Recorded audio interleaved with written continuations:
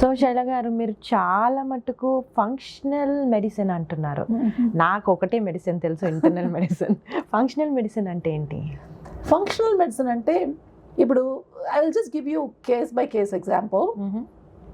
For example, a patient comes to me with what is the best example to give you, maybe like constipation anuko, because there are so many people who come to see us with constipation, because my special interest is gut related conditions, because gut is the center node for this web of, you know, what we call functional medicine. Gut is like entry point in your body.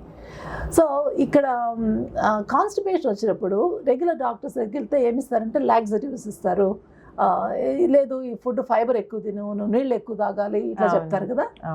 ఇలా చెప్పిన patients constipation cure చేసుకోలేక మా దగ్గరికి వచ్చి వాళ్ళు చాలామంది ఉన్నారనమాట. ఇదేంటండి, నేను అన్నీ చేస్తున్నాను, నాకు చెప్పినవన్నీ, బట్ ఇది ఇలాగే ఉంది. ఒక 20 years నుంచి నేను ఎప్పుడు వారానికి 2-3 సార్లే పోతాను, but I don't go daily. అంటే అప్పుడు దానికి రూట్ కాజ్ అనమాట. నేను చెప్తున్న రూట్ కాజ్ ఎగ్జాంపుల్ ఇస్తున్నాను. Why you have constipation? Naturally you have to move every day, right? So certain bad bacteria మీ ఇంటెస్టైన్స్లో చేరుతాయన్నమాట. చేరినప్పుడు అవి సర్వైవ్ కావాలి కదా అక్కడ, అందుకని గట్ మూమెంట్ని స్లో డౌన్ చేస్తాయి. స్లో డౌన్ చేస్తే దే కెన్ మల్టిప్లై. లేదు, మూమెంట్ నార్మల్గా ఉండిందంటే మన బాడీ ఎలిమినేట్ చేస్తుంది కదా.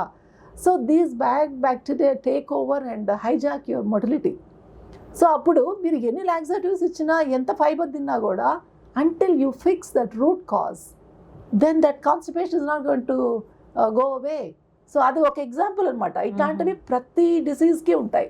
ఇప్పుడు ఏంటంటే thyroid problem, actually I M an example for the thyroid problem two. When I use to have the bad life style, I used to be on a very high dose of thyroid supplements. ఎందుకంటే ఈ కొన్ని foods ఏమవుతాయంటే thyroid gland మీద effect అవుతుందన్నమాట through the immune regulation. So for example gluten అనుకో, మీరు gluten తిన్నప్పుడు మన body gluten పడ్డప్పుడు అది it goes and attacks the thyroid. So నా కేసులో అయితే that was the problem. When I stopped eating the gluten, my thyroid gland started to heal. Wow. So anta high dose thyroid tablet nunchi ee roju I don't take any thyroid medicine at all. So మీరు medicine గురించి, foods గురించి, అంత normal basic food గురించే చెప్తున్నారు. So మీరు ఎలా తింటారు? Like what is your schedule ఏంటి మీద? అంటే జనరల్లీ ఏం తింటారు? I'm curious to know. So in the past, of course, all bad foods I used to eat, but for the past 20 years I developed so much passion on healthy cooking. So మేమేంటంటే every 2 months నా clients అందరికీ, I mean anybody, even public, you know, they can join us. We do something called free challenges. So ఈ challenges ఏంటంటే ఒక్కోసారి weight loss challenges చేస్తాను, ఒక్కోసారి gut healing challenge చేస్తాను. ఇది only for 1 week to show the taste of what we do. And then last month ఒకసారి fermentation challenge అని చేసామన్నమాట. People who joined my challenge, they loved it actually. Wow. After the challenge, everybody asked, because it was all a Zoom call, so local people came to me and they asked, why can't we just have a potluck? Whatever we taught us, let's eat together. I thought that was a good thing. Idea.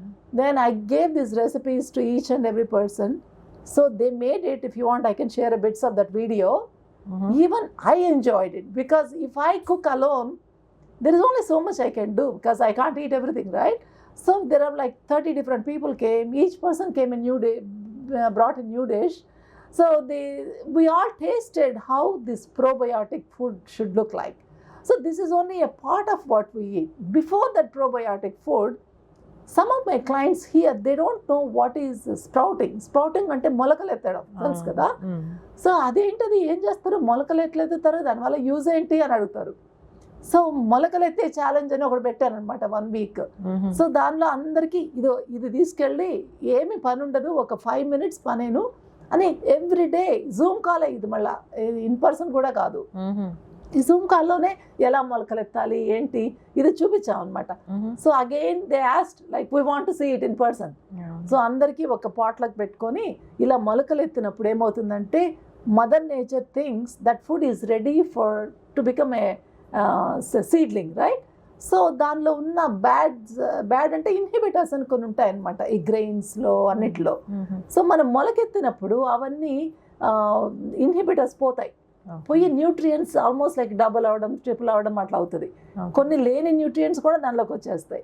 So మనం నిజంగా దాన్ని చెట్ అయ్యడం లేదు, కానీ దాని nutrients అంతా బాగా వచ్చినాక మనం కడుపులోకి తీసుకుంటున్నాం. That's what we are doing. అందుకని స్ప్రౌటింగ్ ఇవన్నీ చాలా ఇంపార్టెంట్ అనమాట హీలింగ్కి. ఒక టైంలో నాకు కూడా తెలియదు ఇవన్నీ నేను ఎన్నో బుక్స్ ఇదంతా చదివి నేర్చుకున్నాను. స్ప్రౌట్ చేయడం ఒకటి ఇంపార్టెంట్.